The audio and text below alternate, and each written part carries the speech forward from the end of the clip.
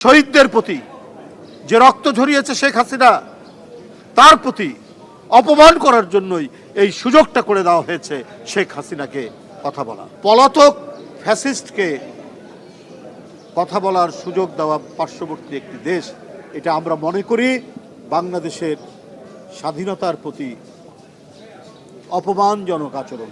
যে গণবিপ্লবে ১৫০০-এরও বেশি তরুণ কিশোর শিক্ষার্থীদের জীবন চলে গেল, তাদের রক্ত ঝরল রাজপথে, বাংলাদেশের এক ভয়ঙ্কর বিয়োগান্তক ঘটনার মধ্যে দিয়ে পালাতে বাধ্য হলো এক ভয়ঙ্কর রক্ত পিপাসু স্বৈরাচার ফ্যাসিস্ট।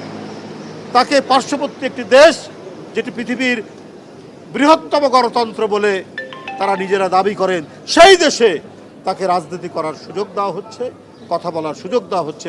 ওই দিন, যেদিন তার পতনের দিন, যেদিন ভয়ঙ্কর রক্ত ঝরানো পথ মারিয়ে বিপ্লব সাধিত হচ্ছে, সেই দিন তাকে বক্তব্য রাখা হচ্ছে। অর্থাৎ ওই শহীদদের প্রতি যে রক্ত ঝরিয়েছে শেখ হাসিনা তার প্রতি অপমান করার জন্যই এই সুযোগটা করে দেওয়া হয়েছে শেখ হাসিনাকে কথা বলা।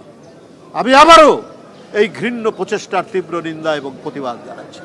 বন্ধুরা আমার, যে সরকার জনগণের পক্ষে দাঁড়িয়ে তার অঙ্গীকার প্রতিষ্ঠার জন্য বাংলাদেশের প্রান্তর থেকে প্রান্তরে দৌড়ে বেড়াচ্ছেন, ছুটে বেড়াচ্ছেন আমাদের প্রধানমন্ত্রী Tarique Rahman. Lily whip shea mystic glowing body wash, secret to ultimate glow.